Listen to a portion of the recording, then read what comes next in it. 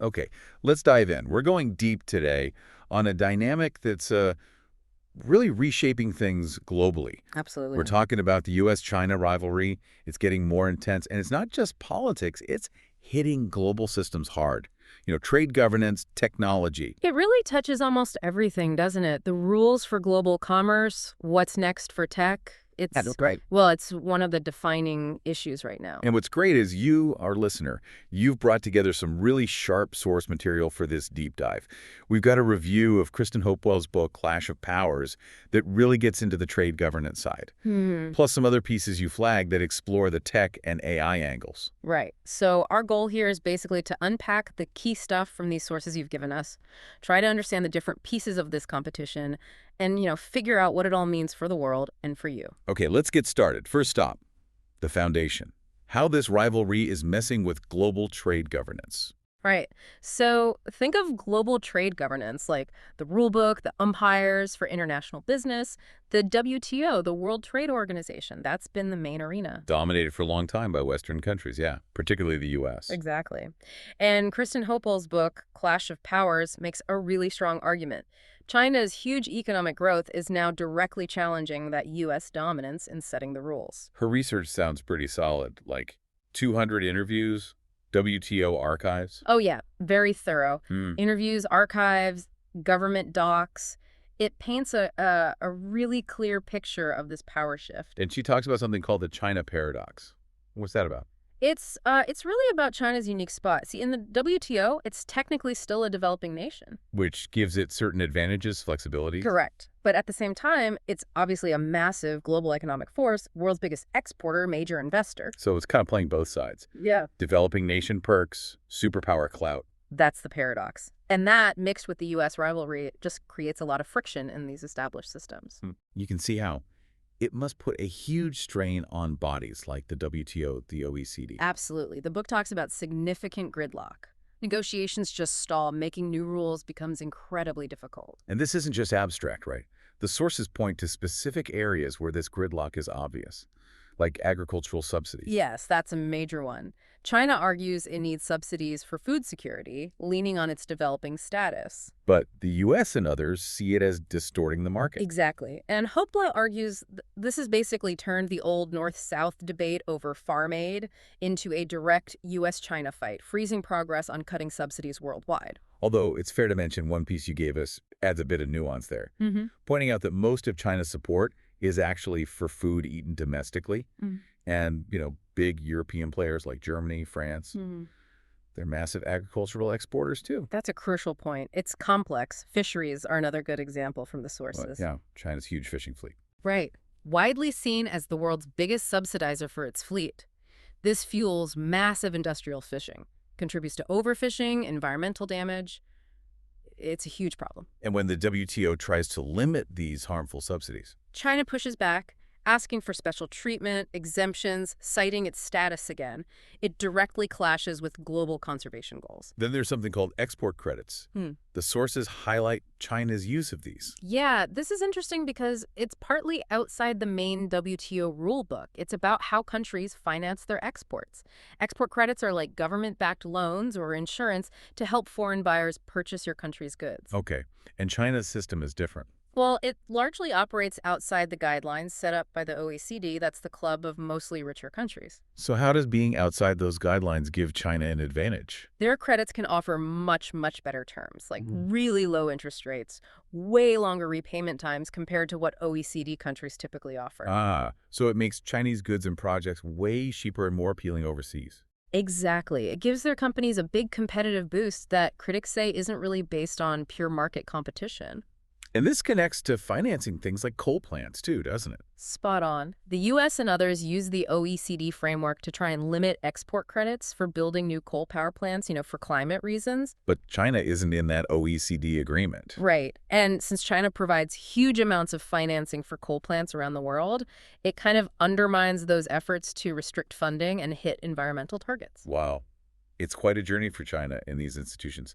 The book describes it like minimal involvement back in 2000. Yeah, then really influential by 2008. And by 2016, Basically, a leading player in many areas. And crucially, unlike, say, the Soviet Union during the Cold War, which was mostly outside the Western economic system, China's inside the WTO. it's inside, but it's pushing back much more assertively against U.S. influence than Japan or Europe ever really did. And the material you provided suggests this rise in Chinese influence has happened as U.S. influence has, well, weakened somewhat. To the point where, as one source described it, China can effectively control the agenda, process, and pace of negotiations. If they don't like the terms, they just say no. And the collapse of that big Doha round of WTO talks? Hopewell sees that as a major sign of this shift. She argues it's central, yeah. China's new strength, America's reduced leverage, key factors in why it failed, though, again, acknowledging complexity. Right. Your sources also caution against blaming only the U.S.-China dynamic. Other big emerging players like Brazil, India, they had their own demands. And powerful European farm lobbies were definitely in the mix, too. It's never simple, is it? Never. But the core message from the book is pretty stark. This rivalry creates fundamental tension, real gridlock in the multilateral trade system we've known. Okay, so we have this picture of friction in trade governance. But this competition, it's not just tariffs and rules anymore, is it? Technology is now front and center. Absolutely central. One article you shared even suggests global trade might be splitting into two lanes. High-tech stuff and, well, everything else. And China's own economy, its domestic situation, feeds into this. The sources talk about imbalances inside China, overcapacity. Yeah, particularly in areas they're pushing hard, electric cars, solar panels, telecom gear. This isn't just accidental surplus, though. No, it seems directly linked to China's strategic goal. Catch up with or even surpass the U.S. in making these future critical technologies. It's a push for dominance. And the U.S. response. Yeah. We hear this term de-risking. Right.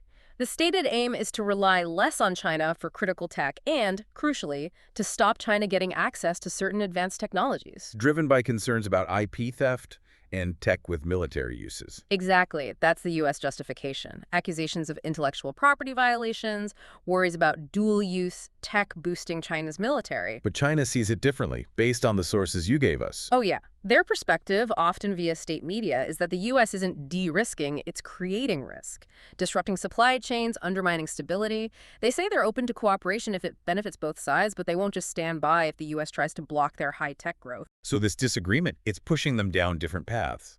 It seems that way. Both are pumping huge resources into what they see as the next big thing. China talks about its new productive forces. Oh, the U.S. is all about the AI revolution. Leading to potentially very different development trajectories. And one scenario mentioned is that China might look dominant short-term because of all this current overcapacity. That's definitely a possibility raised. But the counter strategy from the West, or the hope perhaps, is to innovate past it. Develop the next generation of tech that makes the current stuff obsolete. Like the U.S. and Japan in the 80s. Japan looked set to dominate electronics. And then the U.S. came along with the PC revolution, the internet, and sort of leapfrogged them. That's the parallel drawn in one source. But the big question hanging there is, can the West actually pull that off this time? Or will China manage to outsmart them, as one piece put it? Exactly. It's a race, and the outcome is really uncertain. And maybe the clearest battleground in this whole tech race is AI, artificial intelligence. Definitely. It's framed as this high-stakes power struggle, maybe like the Cold War space race or the early days of computing. Where the intense competition actually ended up accelerating the technology itself. That's the potential upside, yeah.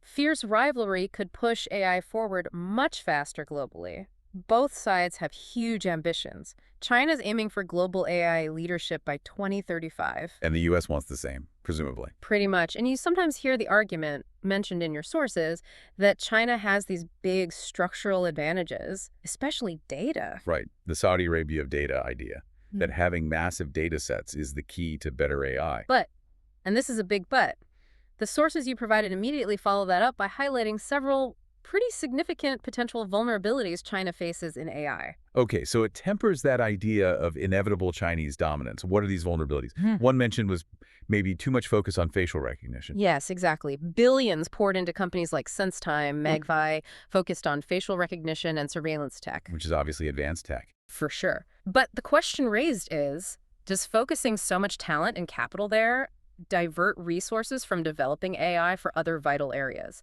like manufacturing, logistics, healthcare. You mean improving factories or hospitals with AI versus building bigger surveillance networks? The scale of their surveillance system is massive, linked to the social credit system. Right. It's technologically impressive, but is it the best allocation of resources for broad economic advancement? That's the question posed. Another vulnerability is a lack of homegrown core technologies.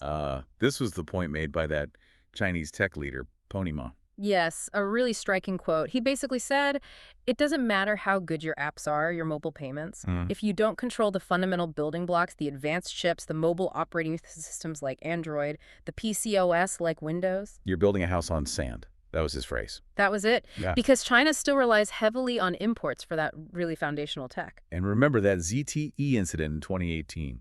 The U.S. cut off component supplies, and ZTE basically had to shut down temporarily. A stark example of that dependency, yeah. Then there's the issue of allies.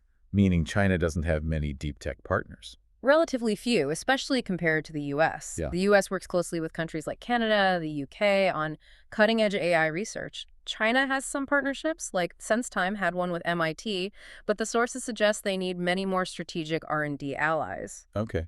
What else? You mentioned the data advantage might not last? Right, that Saudi Arabia of data idea, it might be time-limited. Technology is moving fast on what's called low-data machine learning. Teaching AI with much smaller data sets. Exactly. As that gets better, just having enormous amounts of data might become less of a unique advantage. Interesting.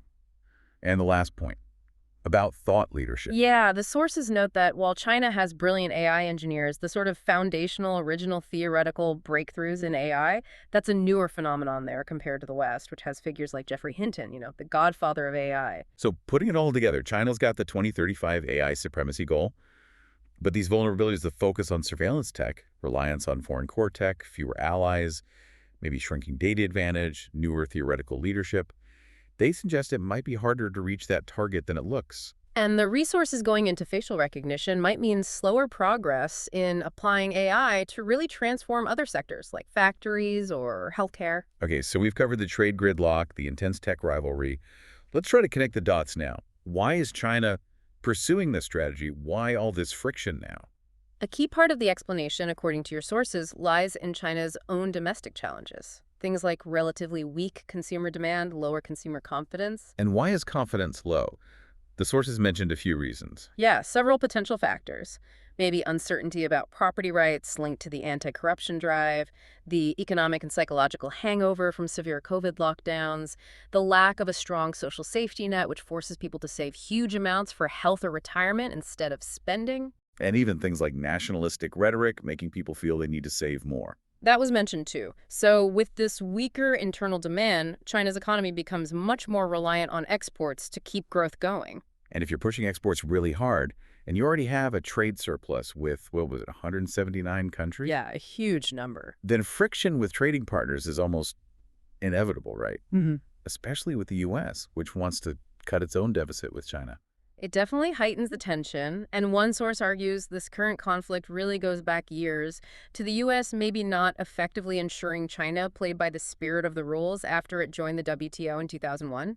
This is where we see America's big shift, the U-turn on globalization that was mentioned. Right. After decades of promoting moving manufacturing overseas, one view presented is, look, importing cheap Chinese goods helped keep U.S. inflation down. But it cost a lot of blue-collar jobs. Exactly. And perhaps globalization could have worked out better if China had opened its own markets more, as maybe everyone expected when they joined the WTO. And why didn't China open up more? The sources suggest reasons like the party wanting to keep control, maybe some hubris, disillusionment with the West. All those were floated. The desire for party control is deep-seated. Economic success might have bred some hubris.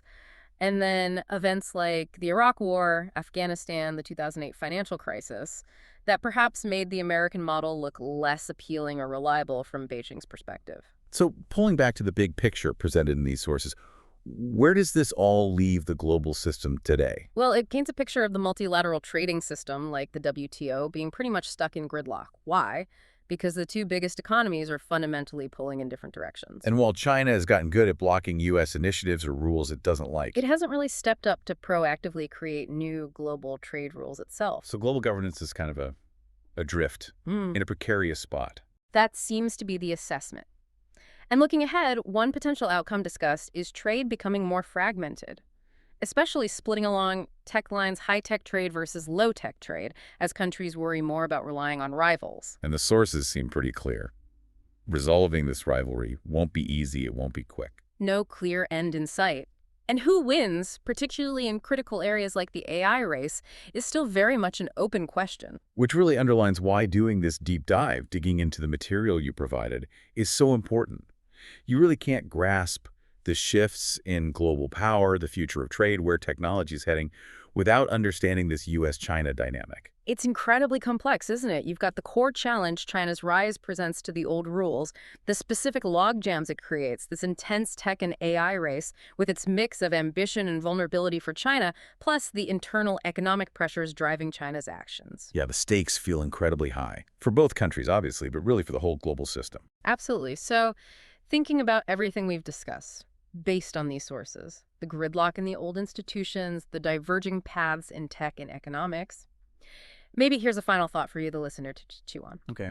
If the established ways of cooperating or competing are breaking down, what new forms might emerge? What new kinds of global partnerships or maybe new arenas of competition could pop up outside the traditional structures? And how might those fundamentally reshape the international order we thought we knew?